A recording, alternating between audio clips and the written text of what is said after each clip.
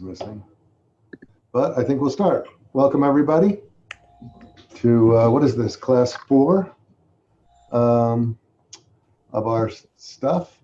So I have to say, so far so good, right?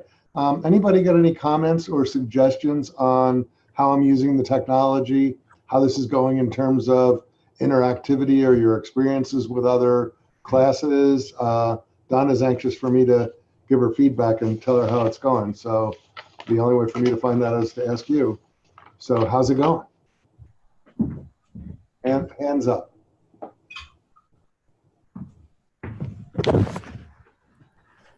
Hi, Karen. I just asked everybody how it's going. Dylan, you want to say something?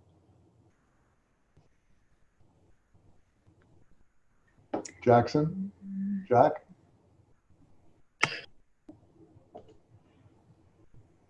I can't hear you, Jack. You forgot to unmute your mic. Yep. There you go. There we go. I think you tried to unmute me and I tried to unmute me at the same time. It didn't work. And I ended up like this.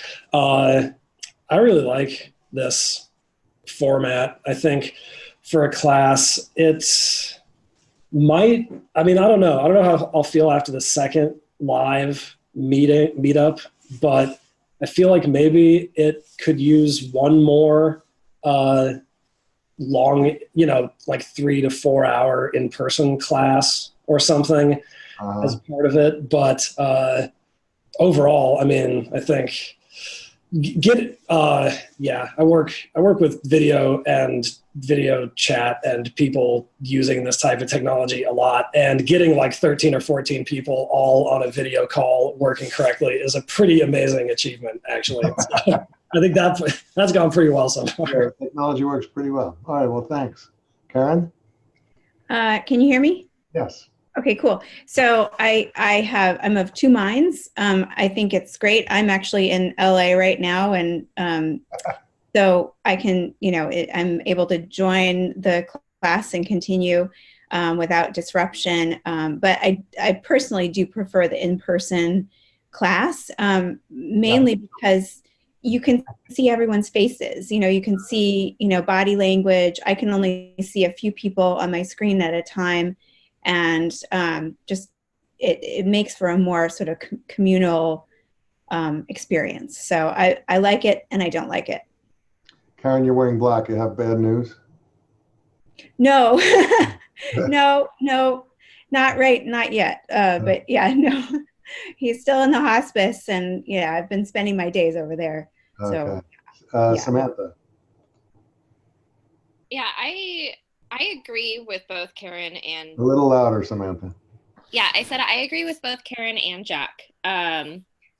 I like, this is really convenient. It's saved me the cost of having to find a babysitter every other Wednesday, which is really great. And it's nice to kind of be at home and have the shorter time. But I am really happy that we've had like a year and a half of being together in a classroom with a small cohort beforehand. Because it does, I think it does make a better experience, like really getting to know your people and have them with you. And I think we all know each other and are all comfortable with each other by now, which I don't think would be the case, at least for me, if it was just all online like this from the very beginning. But I also think if this were a class where we had like a big project that we were working on throughout the term that we had to turn in at the end, I think an extra meeting in the middle in person would be good as like a checkpoint to help keep everything flowing. But yeah. Thanks.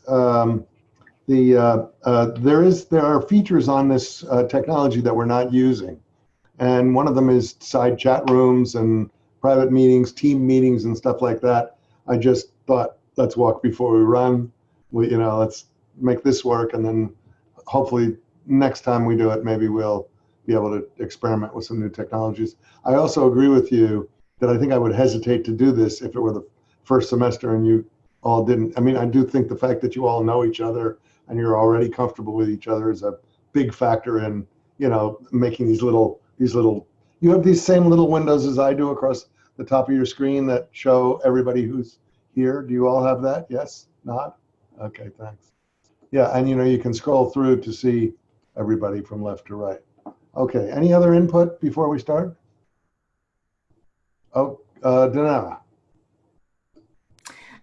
Yeah, so I definitely like in-person better, but in terms of online learning, I think this is really great. It's a big improvement over, like traditional online classes where you don't have weekly meetings. Everything is just kind of done on your own, and it's not as like interactive, I guess.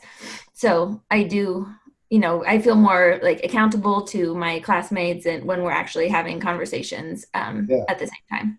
My friend Howie Gitlow, the one who wrote the chapter that you read on Deming, is working on a MOOC on the subject, and a MOOC is this. It's called Massive Online. Do you know what a MOOC is?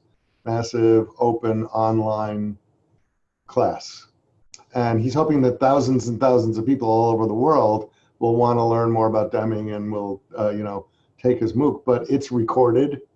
And then there's a set of questions, and you answer the set of questions, and there's no interactivity at all, really, to speak of.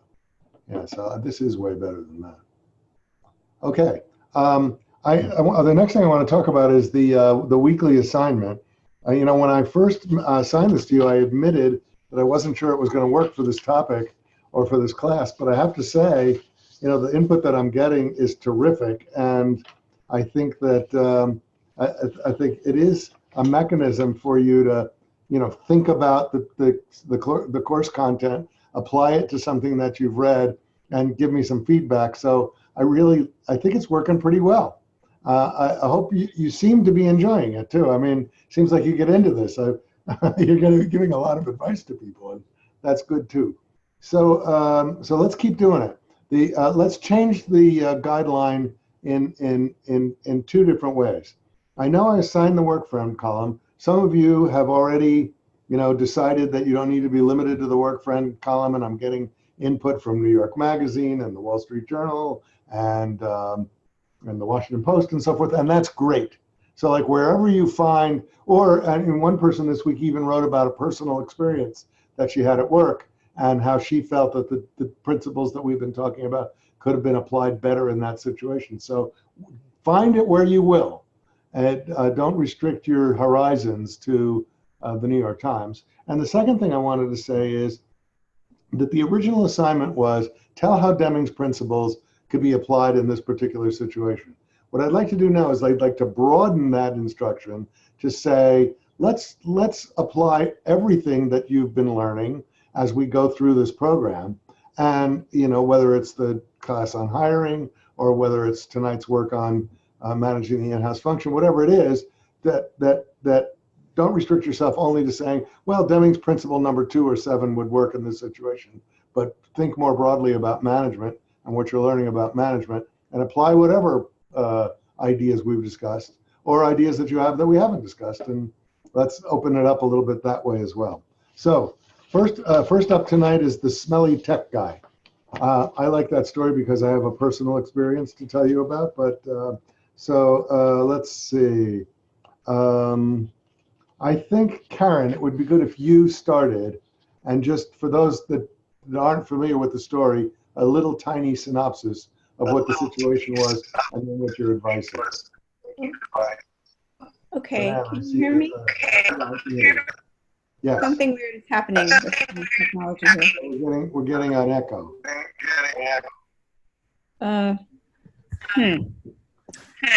Let's see. Fanan, I'm not sure what's going on. Fanan, let's mute your microphone. Go ahead, try now, Karen. Okay, can you hear me now? Yeah, it's perfect. Okay, let me just grab my notes so I can remember what I said. Okay, so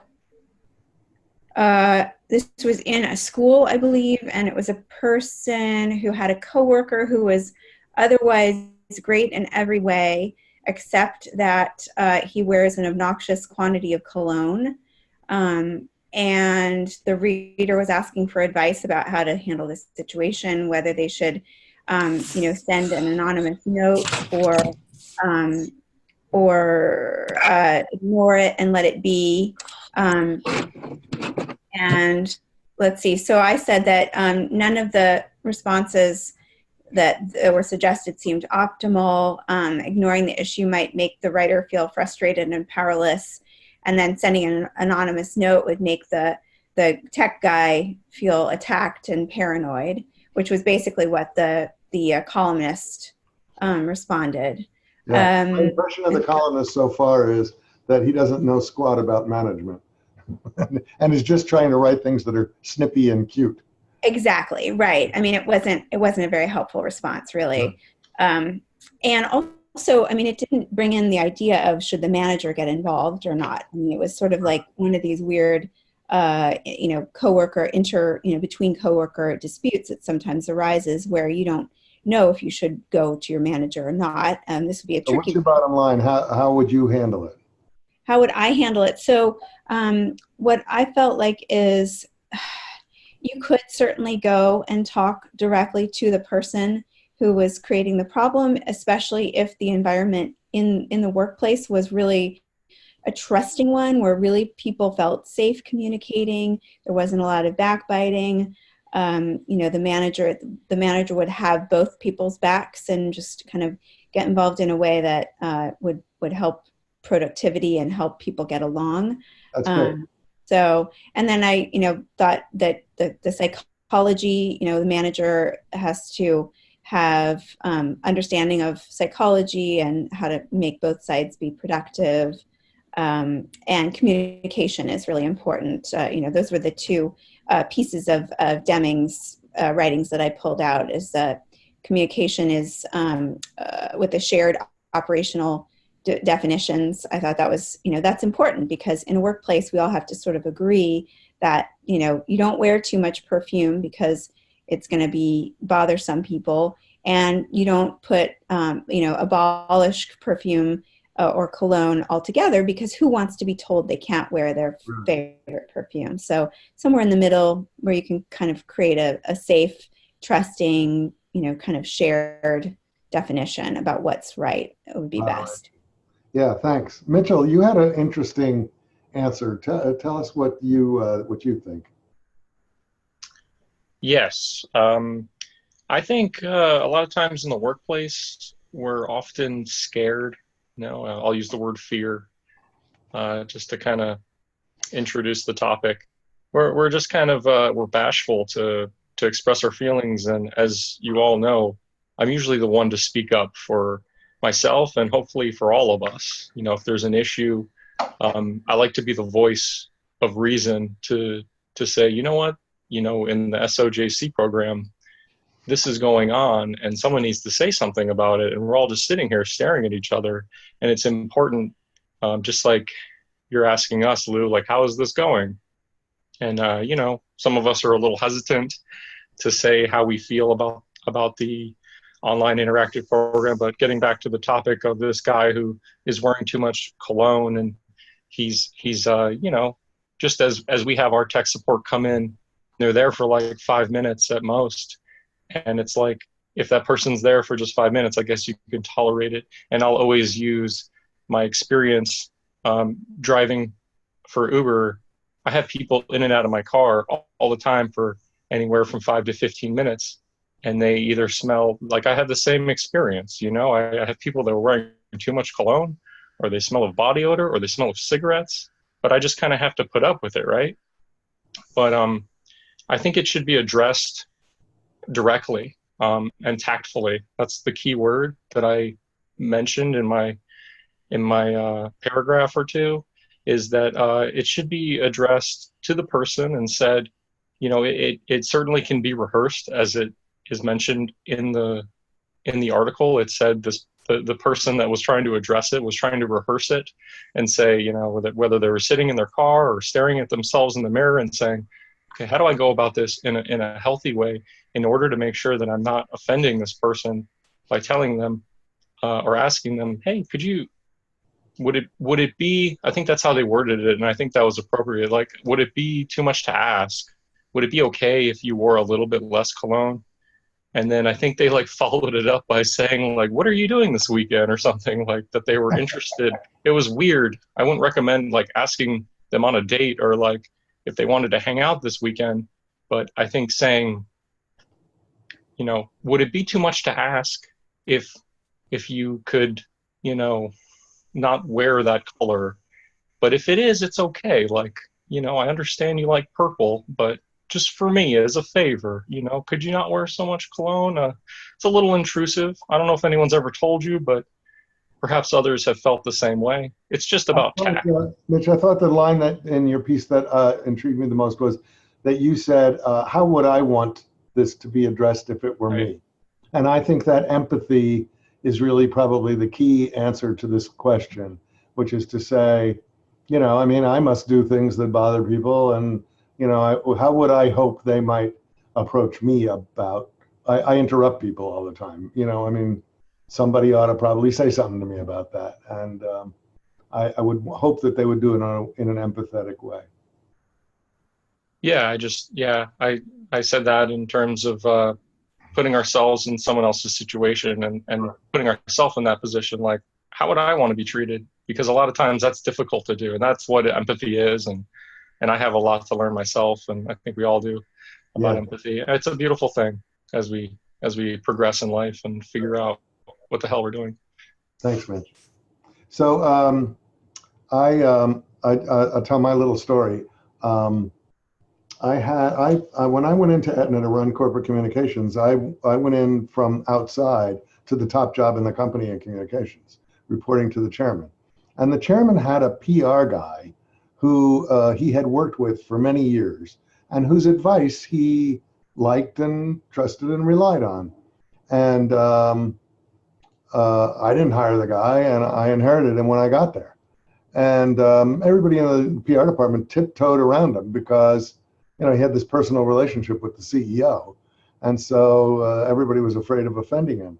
And the guy wore like a whole bottle of cologne every time he walked into the office. I mean, way, way beyond anything reasonable. And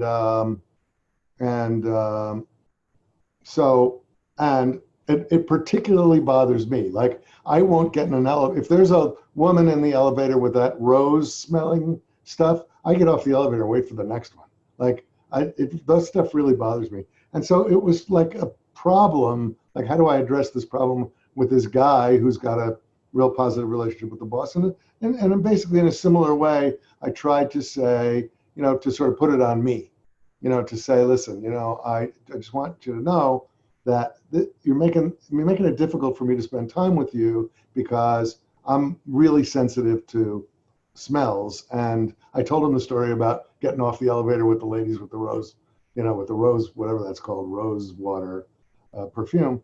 And, he cut it down a lot, almost stopped it. And it was easy. It was a nice, relaxed, easy interchange. But what I liked about what you said, Mitch, was you got to start with, like, how can I do this in an empathetic way, maybe even in a self-deprecating way, so that you don't put it all on him, And so I thought that was good. So thanks. All right. Let's see. There were a couple of other really interesting ones I wanted to ask about. One was Luke. Tell him what you wrote about and what you had to say about it. Hello, everybody. So I wrote about this book that I'm reading. Has anybody ever read the book called How to Influence People and Win Friends? And I can't turn that sound off, so I'm sorry. That's all right. It's called How to Influence People and Win Friends by Dale Carnegie. I think that Deming and him are from a very similar era. I think Carnegie came before Deming, though, or you might know better on the time of it. Yeah, well, he's probably the most famous personal presentation coach ever in the history of business. Yeah, it's a really great book. And basically the premise of it is that throughout history, people are just very singular, and everyone looks at life through their own perspective. And you can really figure out the motives of a person based on basically it's just based on their own willingness to, or their own desire to either be something better or achieve a higher thing. And you're never going to get someone to do anything based on you imposing your will on them. They have to want to do it themselves to really optimize their productivity. So as we learn about management and learn about just kind of being a leader, it's just kind of interesting knowing the human psychology and then kind of figuring out ways to get them to do things that you want to as a leader that would help the whole group get towards your desired end goal as an organization or as a manager. That's great. That was an interesting thing to talk about.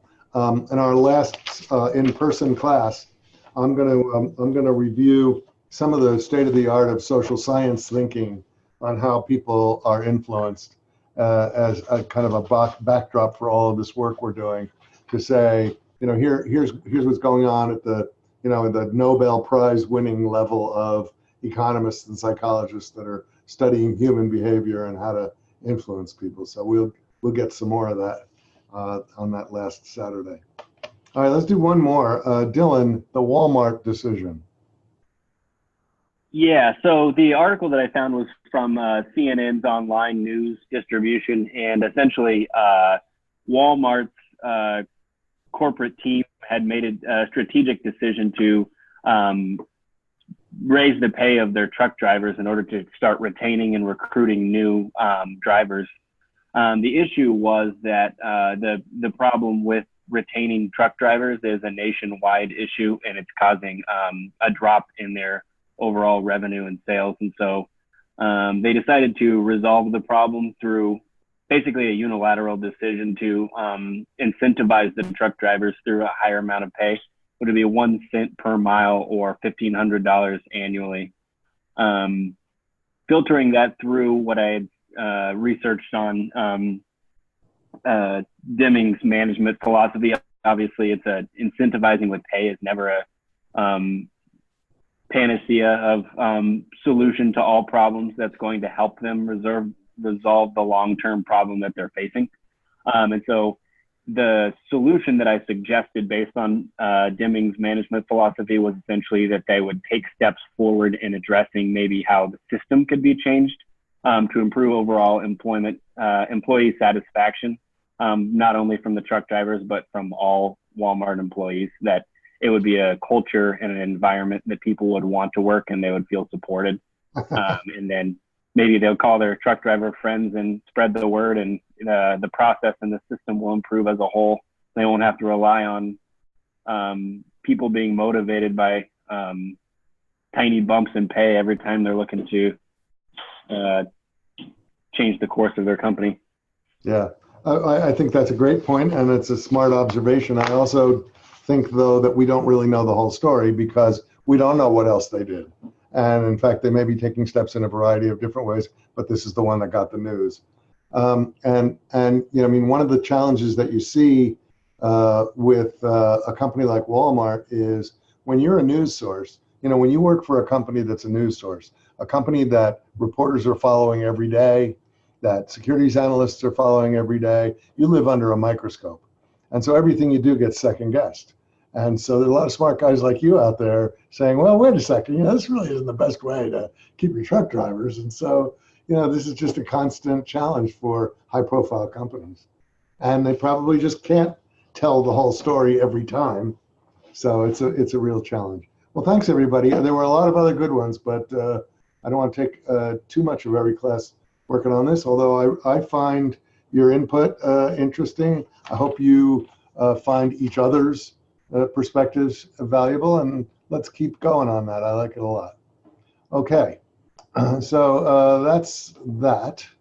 The next thing that's going to happen is I'm going to do a lecture on managing the in-house communications function.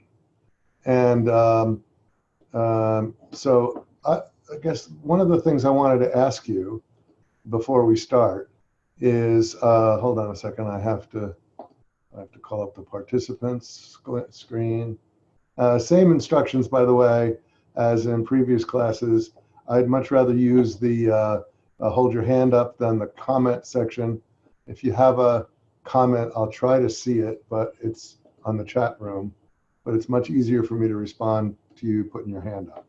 So let's see, what did I do wrong here? Share computer sound, share.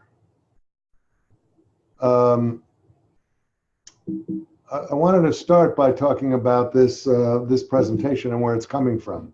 So, because I don't really know, I mean, I am reasonably familiar with your program, but I don't really know to what extent your program sort of tracks with my background and the kinds of things that I talk about when I'm talking about the profession. So, I mean, because when I'm talking about management, I mean, I'm pretty solid ground, because the management principles will apply whether you're talking about working in an ad agency or an in-house department or a freelancer or whatever, you know. So, but this particular presentation is really about being the chief communications officer in a big company.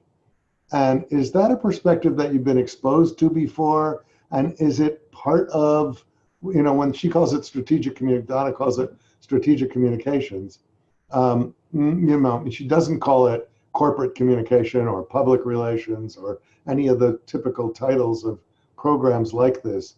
But is it at least partly oriented around this notion of, you know, the chief communications officer and positioning the function within the corporate hierarchy? I mean, is that a topic that you've covered in other classes and that's reasonably fits well within the parameters of what you would expect to cover in a strategic communications management class? You're nodding, Karen. Anybody else? Mitch is nodding too. Anybody got anything to say? Karen, you want to say something? You're muted. Okay. Yeah, we have had guest lecturers who are CMOs in different companies. It's kind of run the gamut from nonprofit, you know, marketing officers to, you know, corporate marketing and communications officers. So we've had a wide range of exposure to different people in these kinds of positions. That's good. So it fits in well, I think.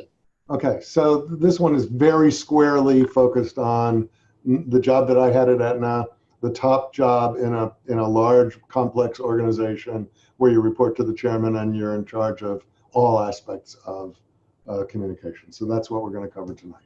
Thank you. Okay, so this is the way I would define the function that we're going to be talking about tonight.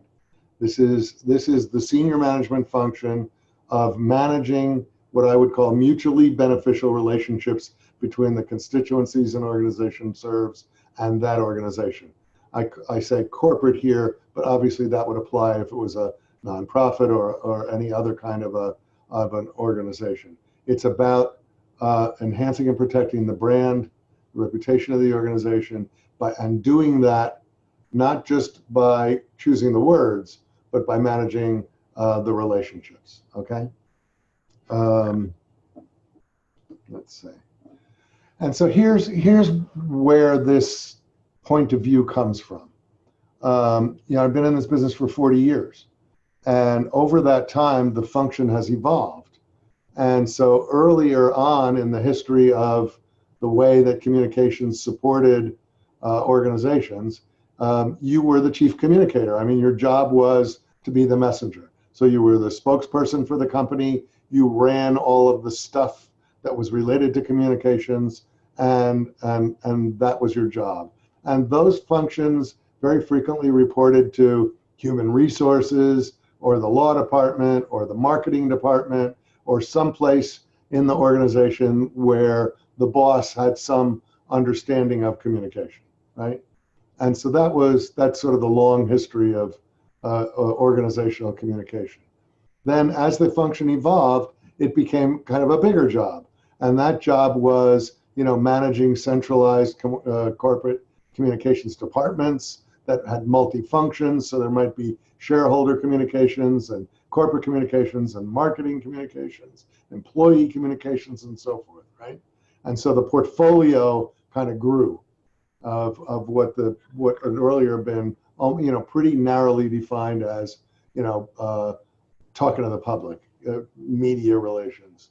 But now, at this stage in the development of this function, we're now making a big shift from managing the communications to managing both the behavior and the communications. So now, you know, my favorite definition of this function is Harold Burson. Does that name ring a bell to you? Burson Marsteller one of the biggest and most famous PR firms in the world. Harold Burson, who's 94 years old, is still coming to work every day.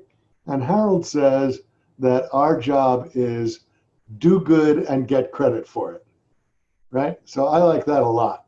To me, that captures this notion of the do good part is do things that reflect well on the organization with the people you care about, and then tell everybody about it so that you get credit for it. And so this function that I'm going to talk about today is really this last evolution of the role of the chief communications, what's now called, and what's called when I was at Aetna, my title was chief communications officer.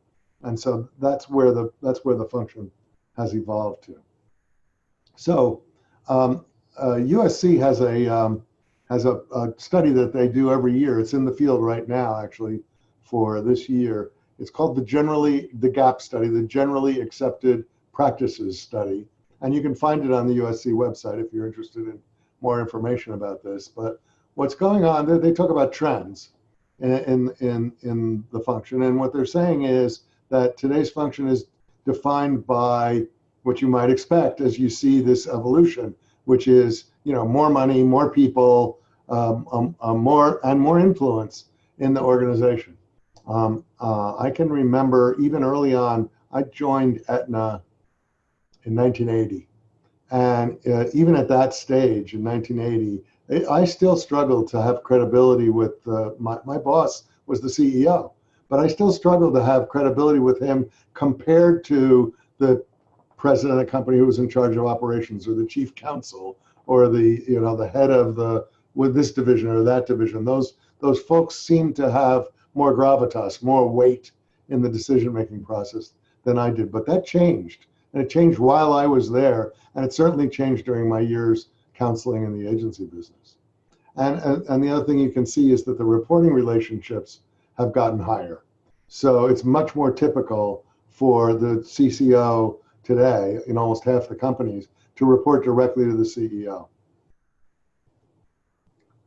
So the evolution really from communicator to facilitator and integrator, from positioning the organization to defining the organization, from managing channels to managing networks of constituencies, and I'm going to talk about that some more, and the change from perception change to behavior change. And so, one of the things that's interesting about the last point is that when you're advising the CEO and the organization on what to do as opposed to what to say, a lot of the times, one of the kinds of advice that you give is, don't do that, right? In other words, that's a bad idea. Walmart, don't do that.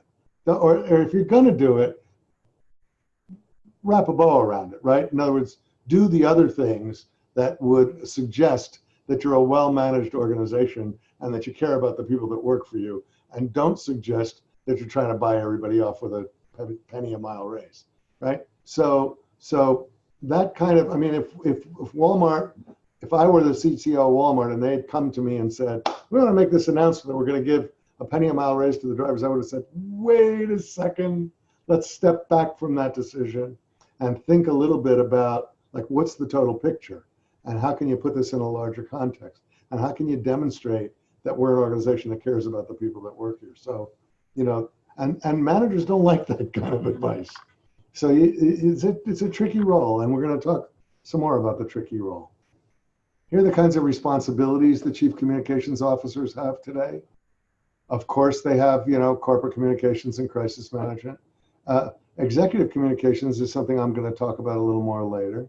But you can see that the large proportion of CCOs today, can you see my arrow, by the way? When I point my arrow up and down, do you see it? Yeah. So the large proportion of CCOs today have a portfolio of responsibilities that goes well beyond just corporate communication. And this one in particular is interesting. Almost 2/3 of the people in this study say that they're responsible for marketing, at least marketing PR, if not all marketing communications. And that's another trend that's going on, is that increasingly the chief communications officer has significant influence over the marketing messages. Why do you think that is? Why would it be important for a CCO to have influence over marketing communications? Any suggestions? Marion?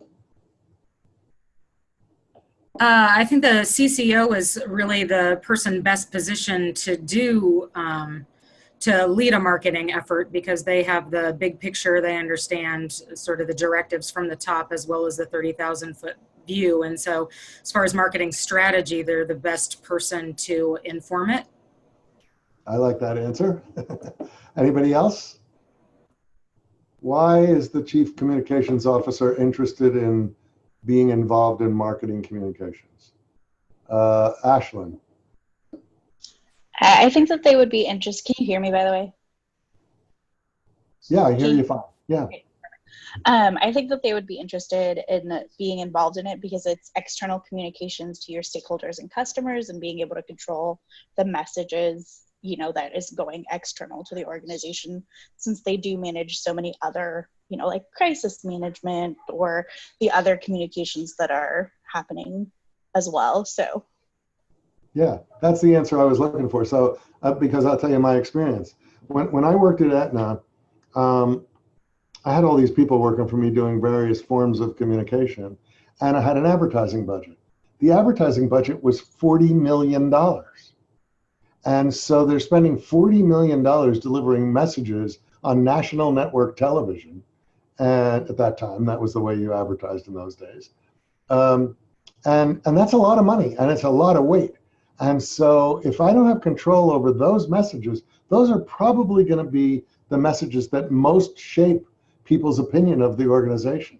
And so without an influence over that, at least a review opportunity, in fact, I ran it, but in a lot of companies, they'll have product PR and they'll have an involvement with the marketing program and an opportunity to, you know, comment on in advance the marketing messages that are being sent out in mass communications. But it's a pretty important part of all the communications of the company, and often the loudest voice that the company has is its advertising.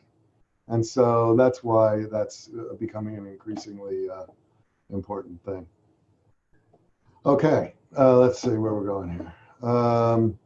The larger the organization, the bigger the budget. That's no surprise.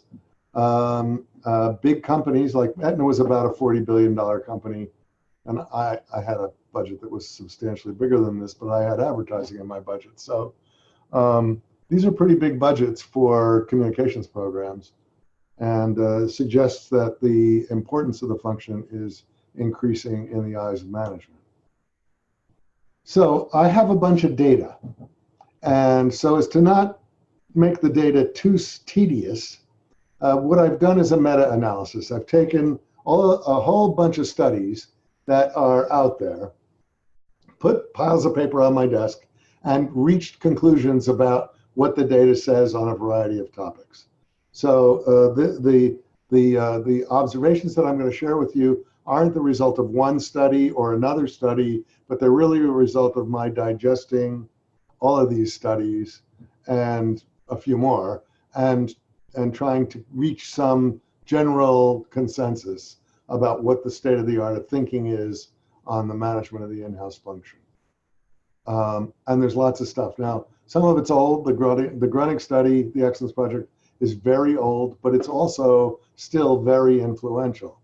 I mentioned the USC stuff that I quoted earlier. There's lots of other things that are going on in terms of corporate communications.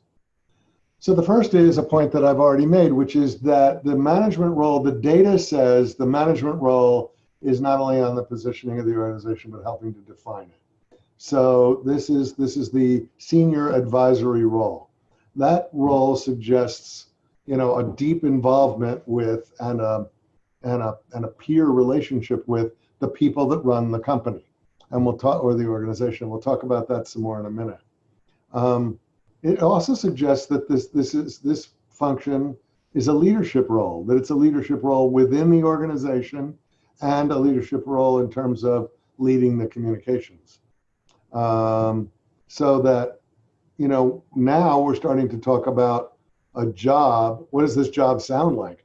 A job of defining and instilling the company's values, a job of building and managing trust in all its dimensions. Who else has that job besides the chief communications officer? Cutting across all constituencies in the organization. The CEO, right? So, my definition of the chief communications officer is he has the same job as the CEO, but she just gets paid less. That was a joke. Jokes don't do well in technology, do they?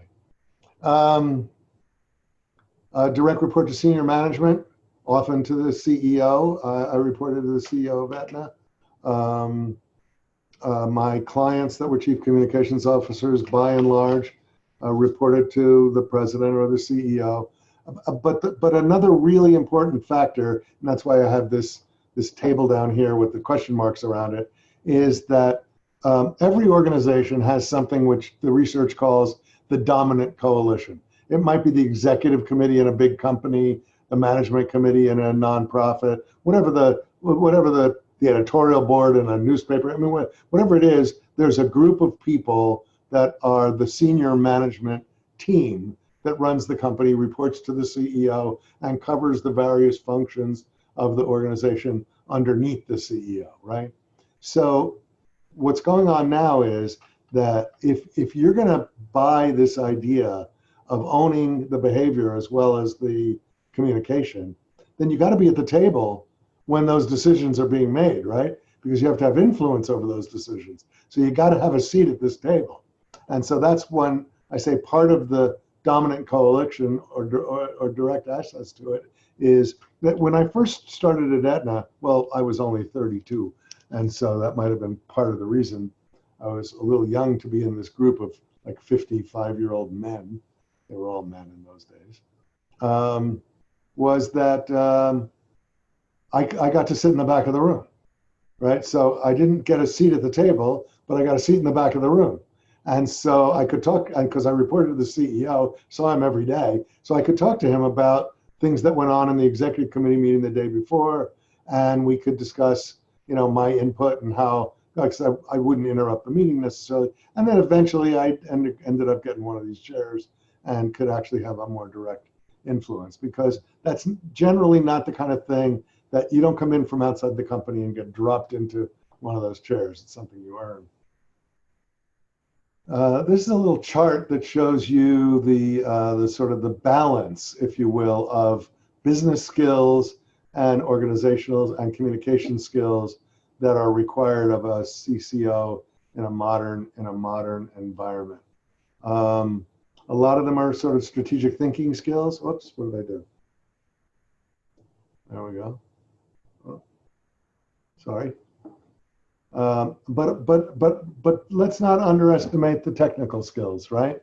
Because after all is said and done, if you sit in that chair, you're not only in charge of communication, not in charge of relationships with the public, but you're also the senior most communicator, right? In other words, so when it's time for something really important to happen inside the organization, the CEO is going to expect you to be the one taking notes, you being the one to write the draft of the announcement, you being the one to help with the comments in front of the shareholders about merger or something important that's going on in the organization. So you need not only to be sort of the business partner and the supervisor and manager of all the communications, but you have to be the top communications professional in the company too, right? That's a really important thing. I remember my friend Elizabeth Krupnick was the chief communications officer at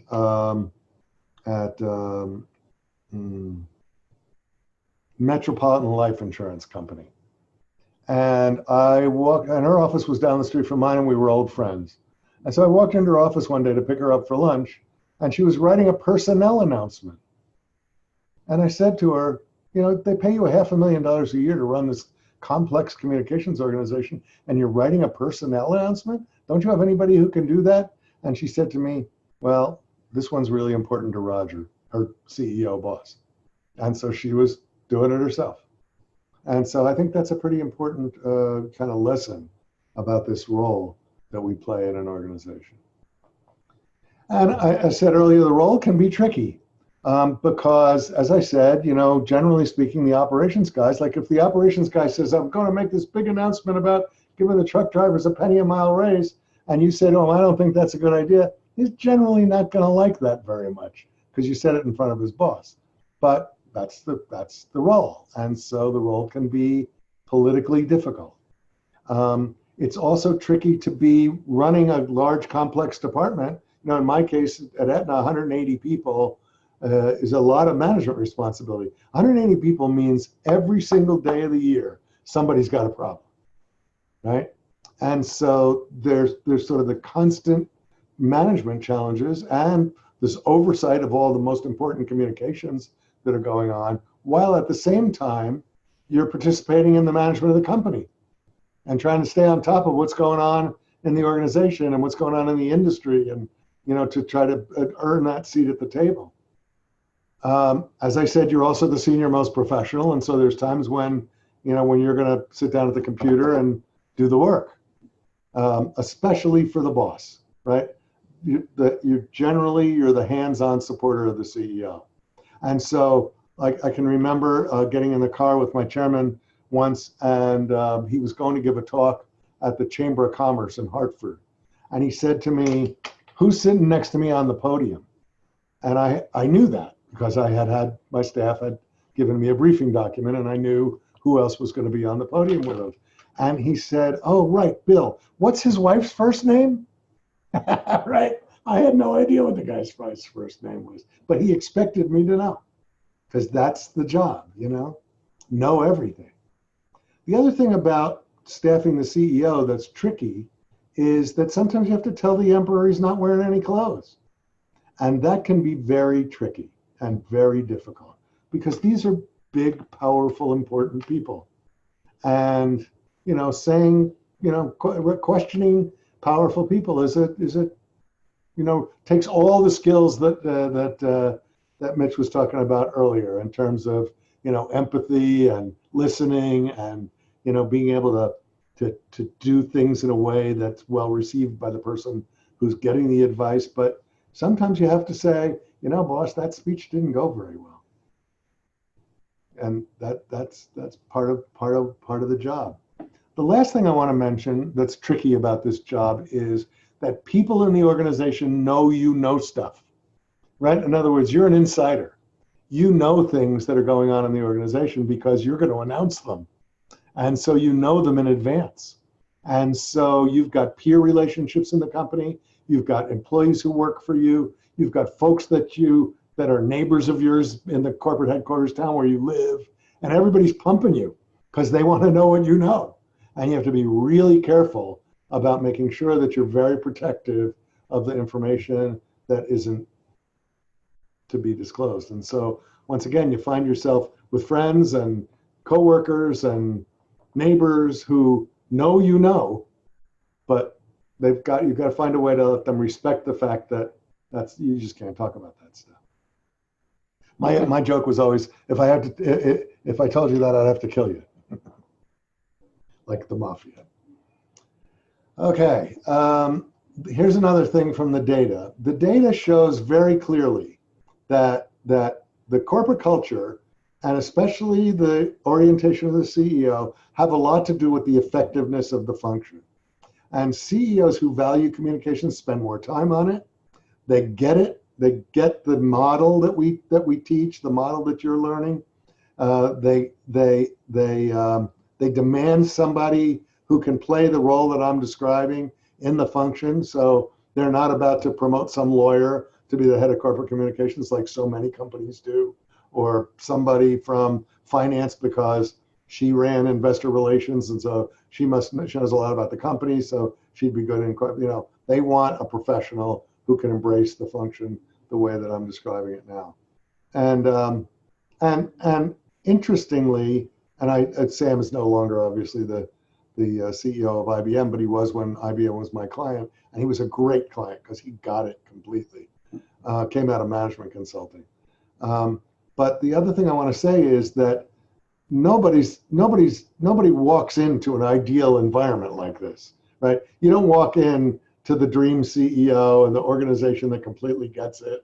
It's not necessarily what you should expect when you walk into an organization. But the truth is, practicing the function this way can create the demand for the function this way. So you can teach the organization the value of this kind of perspective and the way that this role can contribute to the success of the organization by doing it. Sorry for the picture. I have to take that picture away. Did I tell you all that I went on a diet? My New Year's resolution was to go on a diet. Did I tell you that? I didn't tell you that. A news diet. I've decided I'm not going to watch or listen to any news that I can't edit. So I read the New York Times online and I skip the first 10 stories that are all about him. And I record the news and I watch the news unrecorded so that I don't have to listen to all the nonsense that's going on. It's much healthier for me to not have to pay any attention to that. So I apologize for the picture, but the picture speaks 1,000 words because, in fact, what we're talking about here is the difference between an authoritarian culture and a collaborative culture or a participatory culture.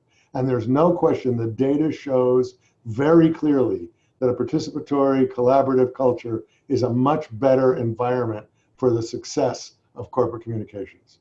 Organizations that have that kind of culture report in the data that they're much more satisfied with the performance and the function of communications than in Trump-like organizations. I've referred to this a number of times, and I put the web up here because I want to drive this point home, and I know that you already know this, so we don't need to spend a tremendous amount of time on it.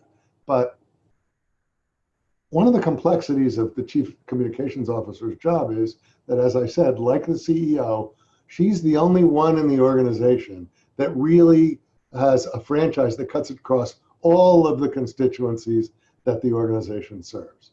And so now comes the fantastic challenge of prioritizing those publics, of having to learn how to live with the input and criticism of all those publics in social media and in the fully transparent environment that we live in today, anticipating and managing threats and opportunities in the new environment, and helping the organization to accept the idea that today they don't control their reputation anymore. Their reputation is controlled by the dialogue that's going out there in the marketplace and in social media, and they've got to help find a way to behave in a way that gets positive reaction in that environment, and also learn how to manage, learn how to know when to fold them and know when to hold them in that kind of environment. And the reason why I use a spider web as a metaphor for this is that we know that if you pluck a spider web over here, it shakes over here, right? Because these constituencies are all interrelated and interconnected. I think we talked about this a little bit when we were together in the in-person class. But especially because of social media, there's sort of no secrets, right? Anything that you do has the potential to impact other parts of the organization. So, for example, I really like the Walmart story. So, for example, in the Walmart story, if they gave a penny a mile raise to the drivers, aren't other people in the company going to say, well, how come I didn't get a penny a cent raise, right? And aren't the shareholders going to say, what's that going to do to your margins, right?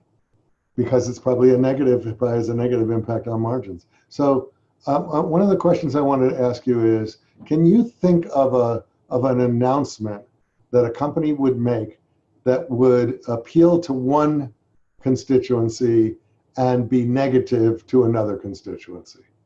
What's an example of a business decision that could be made that one group would see positively and another group would see negatively? Hands up. Fanon? You got to unmute, Fanon. I still don't hear you, Fanon. Now I got you. I think about it. And You're clipping pretty badly from that. I don't think I'm about it. I think fine at the moment. No, I'm having a little trouble with your technology. I don't know whether you've got a slow internet connection or let's move on to somebody else. Somebody else have their hand up? What's an example of a decision that one group would think was positive and another group would think was negative? Jack. We've moved the whole engineering department to China. I'm sorry, I didn't hear you, Jack. Something like we've moved the whole engineering department to China. We've moved the whole engineering department to China. Who would think that was good news? Well, if it was a good business choice, I guess the investors would think it was. Right. That's probably about it. But right. Any kind of cost-cutting decision, whether it was a layoff or closing a factory or moving a department to another place would have positive implications for investors and obviously raise a lot of questions among employees, the community that's served by those employees, and so on and so forth. So that's a good answer. Fanon, you want to try again?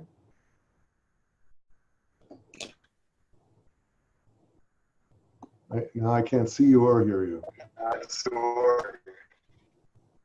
Oh, can you hear me? I can hear you now, but I still can't see you. Okay. My was on. No, on me. No, we're still having trouble. Is everybody having trouble hearing it? Fanon, we'll have to. Do you hear at least? You hear her okay? No, I don't hear you very well, Fanon. Sorry. Okay. Okay, we'll move on. But you get the idea, right? I mean, the constituencies are interconnected. And, so this idea of prioritizing publics and then trying to understand how to manage, news that's good news for one group but bad news for another group is a constant problem in internal communications management. Oh, here's somebody talking about that very subject.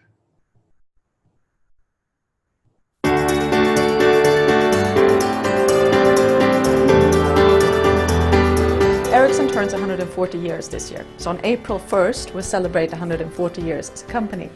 And our founder, Lars Magnus Ericsson, he said that communications, because it was a phone company or a phone making switches on phones, he said that communications is a basic human need. So he saw a mass market because it was seen as a niche market and a very luxury product that only very few people would be able to afford.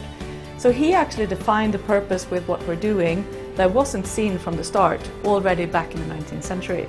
So that is something that has been very much with us as a company for the duration of the journey. Today, of course, we make it part of the strategy, we make it part of... Are you hearing this all right? Yes? This is, I don't know if can you see that this is Helen Norman from Ericsson? She's the Chief Communications Officer of one of the biggest telephone companies in the world. Of how we articulate who we are and what we stand for. And when it comes to the stakeholders, for instance, we have identified 4 key stakeholder groups: customers, employees, shareholders, and society, that are all equally important to the company. But it means that you have to take all of them into consideration in everything that you do.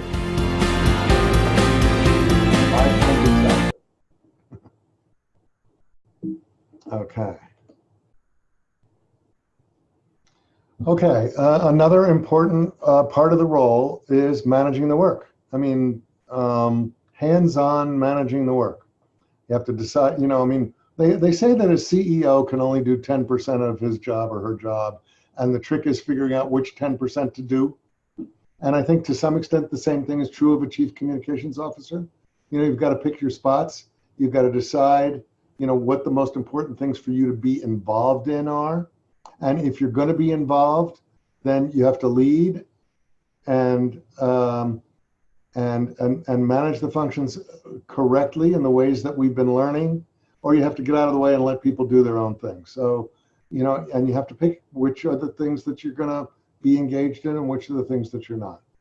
But one of the things that's really hard to do, especially if you have a considerable amount of experience and you're in one of these jobs that has a broad portfolio, is it's hard to let go. It's hard to, delegate. It's very, I had a boss once who said to me, the hardest thing to do is delegate a job to somebody who won't do it as well as you would have done it, right? Like the hardest thing to do in delegation. But the greatest joy in delegation is when they surprise you and do it better than you would have done it, right? And so that's really, having a willingness to let go and give people a chance to try is really an important part of management in the communications business. The other thing is that sometimes communications professionals can end up saying that, nothing leaves this department until I've seen it, right? That there's going to be this eye of the needle kind of a focus on the work. And also, eye of the needle applies the other way as well, which is I'm the only one that's going to go out and talk to the CEO. So if you have something you want to talk to the CEO that requires her attention, you let me know and I'll go talk to her, right? That notion that you're the only interface with senior management and because you're the face of the department is a big mistake. And again, it's one of those things where you've got to trust people, you've got to hire great people, trust that they're going to do a good job and put them out there. And at the same time, there's times when you know that you need to dive in. I think I did. Did I tell you the story about the rumor that was going around that Aetna was going to buy Merrill Lynch? Did I tell you that story? Yeah. So, that was a situation where, CEO to CEO, these guys are discussing a problem. I got to be in the middle of that, right? That's not something I'm going to delegate to somebody else. But you also have to have the courage to be able to say, I don't need to be involved in that. You go up to Jim and talk to him about it yourself, right? I hope we don't need to spend any time on this slide at all. It's from a presentation that didn't cover Deming. But I think that when you look at the communications function particularly, of all the kinds of jobs that there are in an organization, and you see the principles that we've been talking about, they apply so perfectly to managing people who are professional communicators. Because we are a different breed. We didn't go to B school. We went to journalism school. We didn't study how to make widgets. We studied how to make videos.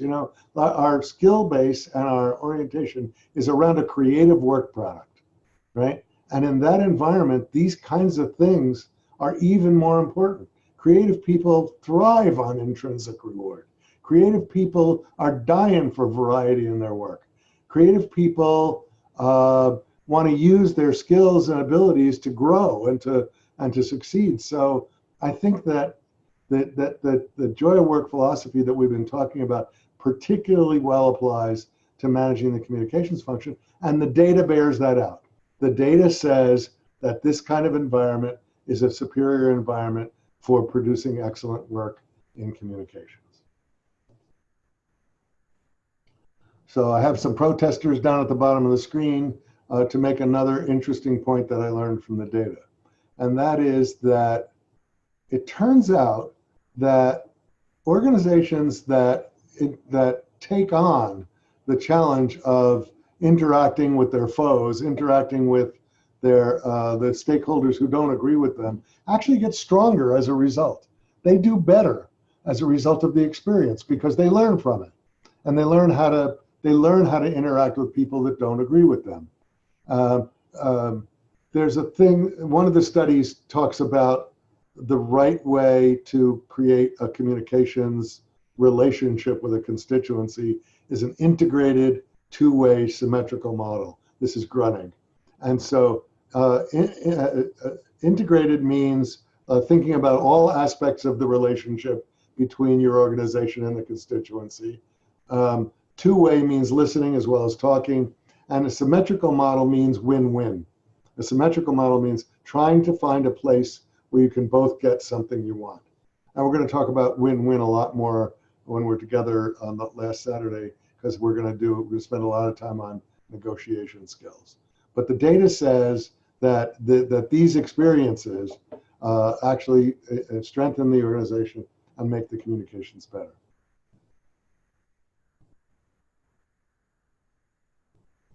Okay, this is what the data says. The data says that the best communications organizations are separate from marketing. That they're complementary functions, but that one should not be sublimated to the other. I don't know if I agree with that point of view, but it is the prevailing point of view from the data that I was able to gain. I think increasingly, I know that John Iwata, who until a couple of weeks ago was the head of marketing and communications at IBM, ran both functions. You know, he was the chief marketing officer and the chief communications officer, and that seems to be happening more. It was certainly true for me at Aetna. I mean, what they called marketing in an insurance company, they called marketing sales, right? So because they were insurance salesmen, so sales, you know, was what they called marketing. So they didn't even really understand that what I did was marketing. They thought that what I did was communications. But I'm not sure how I feel about this, but personally, my sense is that there's lots of opportunity for this to be a unified function. But the data says the functions work better when they're separate, but that they work with one voice. Okay, single integrated department. This is another controversial subject in the world, in the corporate world. Because a centralized communications department is what Booz Allen calls a red thumb. You know what a red thumb is? When you're analyzing a budget and you're looking for places to cut, you've got the corporate communications department's got an $80 million budget and 150 people, and you go, couldn't they do it with, you know, 2/3 the money and 2/3 the people? And the next thing you know, you find yourself laying people off. So a centralized department has some risks in the organization, because when the businesses do ebb and flow, and as they ebb and flow, you know, when things are looking bad, they call in the management consultants, look for places to cut. And if you've got a big centralized department with a big budget, you're a red thumb and you're very vulnerable. Because after all is said and done, a lot of people in the organization see you as a cost center. I can remember one of the insurance division heads at Aetna said to me once, "We make the money, you spend it." And that was his attitude about what we did. And it was true. I mean, we didn't make any money. I mean, not directly. All the metrics for our operation didn't have anything to do with sales volume. You know, that wasn't what we were being measured against. But there are significant advantages to a centralized department. And I know because I ran one, and it's not centralized anymore. And I don't think it's as good a place to work as it used to be. Obviously, one of the things that happens in a centralized department is that you've got, you know, a variety of people at different levels. And so you've got senior people who are there and available to help guide the communication and make it better. A big centralized department also has the ability to move people from one assignment to another. So if there's a big crisis and you got a bunch of marketing PR people, you can maybe pull some people from the marketing side, bring them over and help to manage the crisis together. You can also share resources. So for example, in my department, I had an art department, I had a centralized art department. They worked for everybody in the communications organization in one way or another. So they designed the annual report. They also did marketing. They also did work for internal communications programs.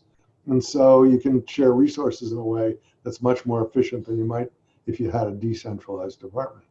And maybe the most important thing for me in terms of managing people is that when you work in a big centralized department, you've got opportunities to advance, you know, and you can see those opportunities and you can queue yourself up for them. And so, you know, if you decentralize the communications organization, you end up with 4 people over here and 6 people over there and 12 people over there.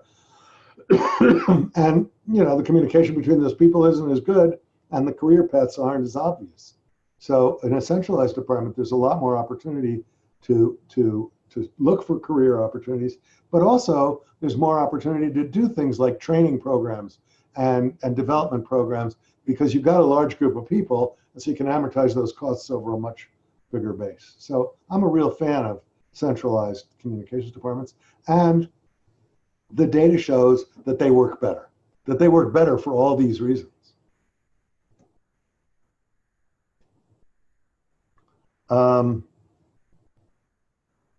I think it's fair to say that it's wise for us to be studying strategic communications and not corporate communications or public relations or advertising, or, you know, a discipline-centered approach to learning about communication, because the lines are blurring.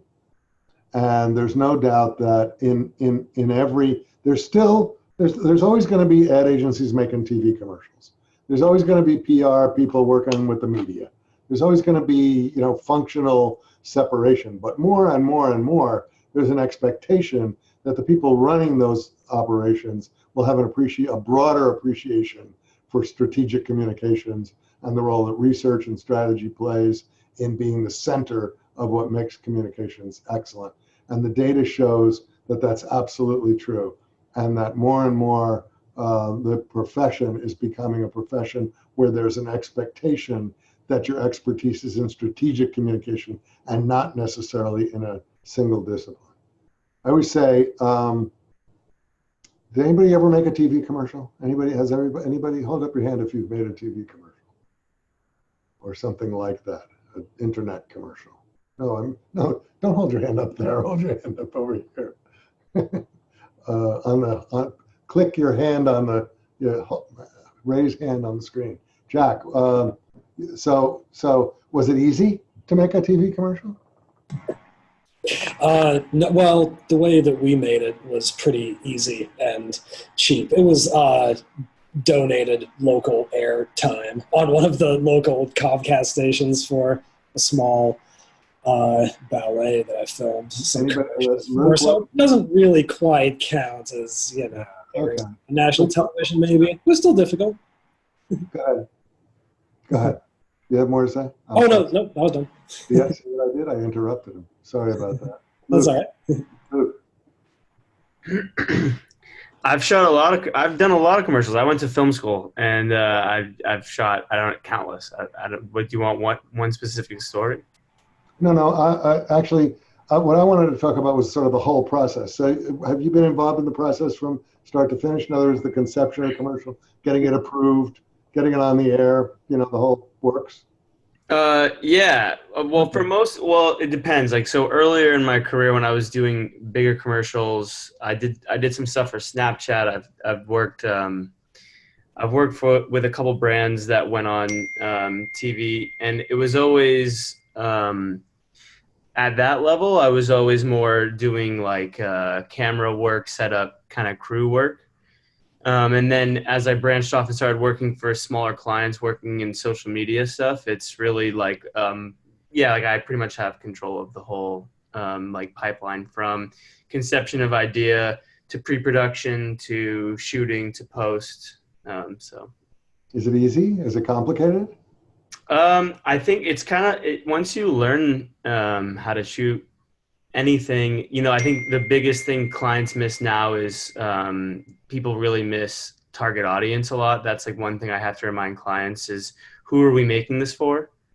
You know what I mean? And then it's just kind of about having a good script, and, you know, there's the law of what will go wrong, or what can go wrong will go wrong, and just showing up to set and knowing that it's complicated, and knowing cameras. Like, you know, if you're shooting on an Epic Red, that's a difficult camera to shoot on, although it looks beautiful, versus if you shoot on more of a handheld. I mean, there's so many factors.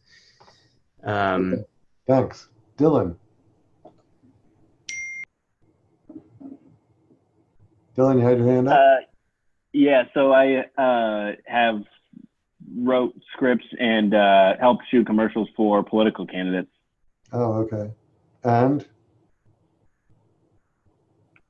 It's a bit of a different animal, I would assume, than most of the private business type commercials that you would shoot.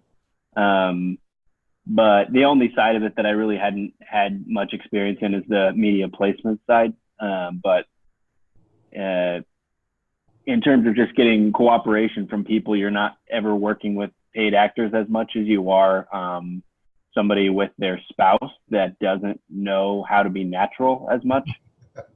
So something as simple as holding hands while walking down the beach in Oregon would just take 15 different shots, because they can't do it. They can do it every day of their life until finally there's cameras in front of them, and then all of a sudden they're stumbling and can't figure out how to hold their balance. Okay. Karen, you had a story? I've had a couple of different opportunities to make commercials, and in each case I found that it was limited by the resources, the content that I was given. So at one point we were able to, I was representing a big sustainability festival, and we swung a deal with KGW to be a sponsor. Really good deal. And then the problem was we didn't have really good visuals to go with it. We didn't have B-roll. There wasn't high quality video to create a commercial. And so we had to use still photos, and that we didn't have a budget to, spend on, a video editor. So their art department made it for us. And, I wasn't that happy with the result. In other situations, I was representing theater companies, and, they were like big touring companies, and they basically supplied us with B-roll and said, kind of customize it for this market, this audience. But pretty much it was fairly prescribed ahead of time, more or less. So we didn't have full control. Okay, thanks. Here's the point that I was going to make. The point that I was going to make is making a television commercial is really hard. Like, in other words, from start to finish. In other words, if you're in charge of the ad campaign and you're developing a new ad for the ad campaign, you've got to work with the advertising agency and the creative department and figure out what you're going to do. You've got to get that approved by the management of the company, or at least the management of the division that you're working for. You've got to go make it happen with anything that can go wrong will go wrong. Then you bring it back and it's done, and you've got it in the can, and the boss takes it home and shows it to his wife, and she hates it. And so you've got all these vagaries of influence that are going on. And then the final thing that happens is that management gets tired of the work way before it gets a chance to work, because they've seen it so many times. Like, they saw it when you presented the storyboards. They saw it when you presented the final commercial they saw it when you showed it to the board of directors. They showed it when you showed it to the shareholders at the shareholders meeting. So they've seen it 15 times and they're sick of it. But it hasn't run. I mean, it hasn't run enough to get traction and get done. So there's a whole range of problems that are associated with making a television commercial. And the people that make it are really good at it, and God bless them. I mean, that's what they do. But advertising isn't strategic communication, right? What I will say about advertising is, if you go to an ad agency and you tell them that you've got a communications problem, they are likely to recommend a 30-second television commercial, because that's what they do, right? And so you can't be discipline defined. You got to be broader than that. And that's why I like that this is called strategic communication, because the research and the data suggests that that's the right mindset to go at this function with. I got to go a little faster here. I'm going to run out of time. The research says that demonstrating the impact of your work is critical, that it's no longer acceptable just to measure outputs or interactions or hits on the website or followers on social media, but that you've got to talk about results that impact the organization. And as I said earlier, one of the challenges to our work is that sometimes we say, don't do that. And how do you measure the value of that kind of advice and counsel? So measurement in the in-house communications function is a little tricky, because you want to be as accountable as you can possibly be. On the other hand, there's a lot of things that we do where nothing happened, nothing bad happened, and that was a good thing, and it's very hard to measure. I think one of the things that that was interesting about the research is that they talked about lots of different ways of evaluating the role of communications in an organization, just beyond, you know, the sort of the literal kind of, did sales go up? Are we retaining more employees? Whatever the, you know, whatever the job was in that particular constituency. And I like this idea down here that that there's ways to value things that would normally not be quantified. And so there are a lot of good ideas in here about things that could have a price tag associated with them. And I think that we have to be clever about the way we find quantitative ways of evaluating the work that we do. We talked about diversity in the last section. The data shows that diverse communications organizations are more effective, work better than those that have less variety in the workplace. So the bottom line on all of this analysis is that excellence in communications is not that different from excellence in anything else, including our personal relationships, right? Listen first and talk second. Have a two-way relationship with the audiences that you serve. Seek a win-win in your relationship with those audiences.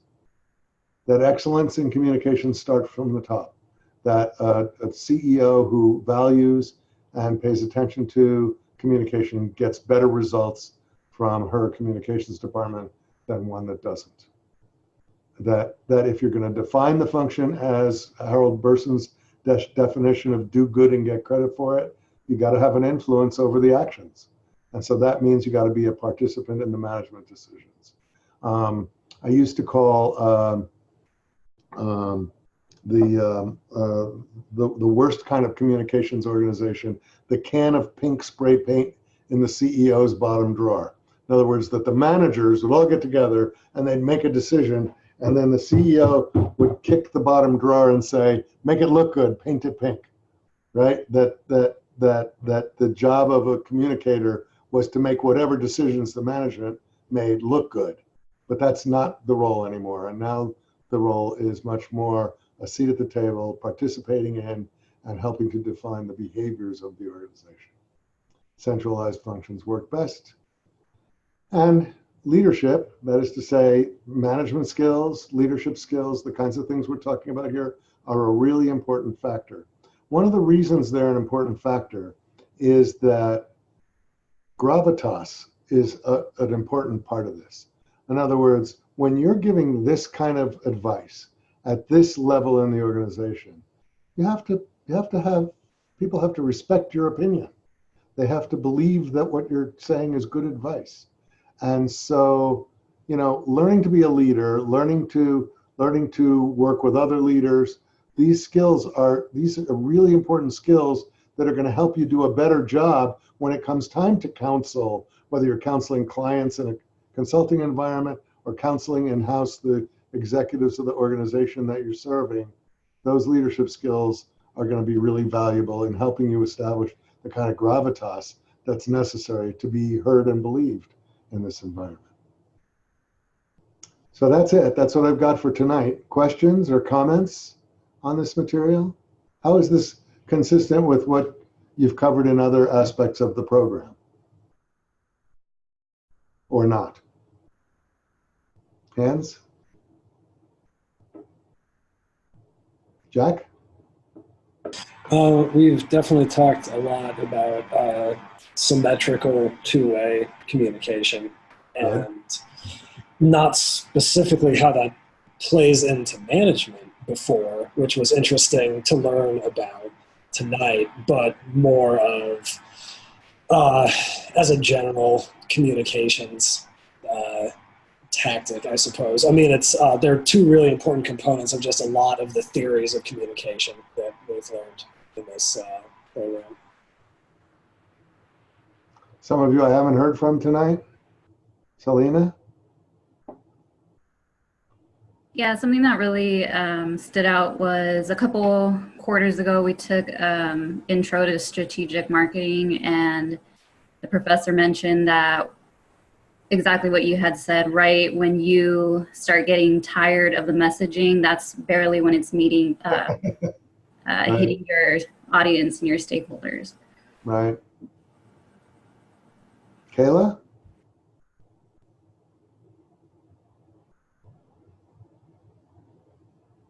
Can you hear me? Yeah, now I can.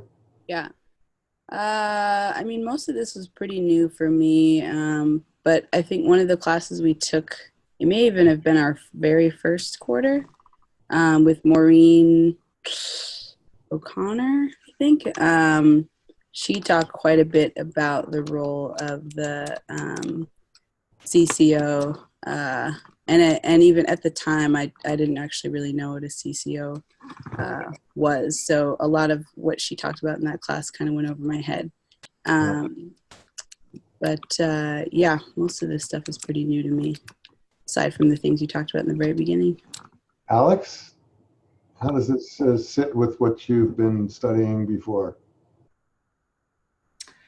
I mean, my opinion's pretty much the same as what everybody else has said. From a personal note, I think it's kind of interesting, just because this is pretty much the way my communications marketing department is set up where I work. So it's just kind of interesting to see that side of it, to see where it all sort of comes from, and that they're, sort of following a system that works well and makes sense. But yeah, so it's been interesting to see the practical side and relate that back to what you've been discussing. Okay. Well, thanks everybody. That'll do it for tonight. I'll see you next Wednesday.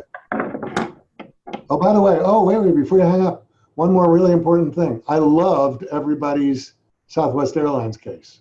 I mean, several of you said they're such a good company, it's hard to give too much advice because they're doing so many smart things already, and I agree with that. But I really love the way you applied the Deming principles. Basically, everybody got an A, so I don't need to send the grades out. It was a terrific job. Thank you all for the effort. And I'll see you next Wednesday. Bye.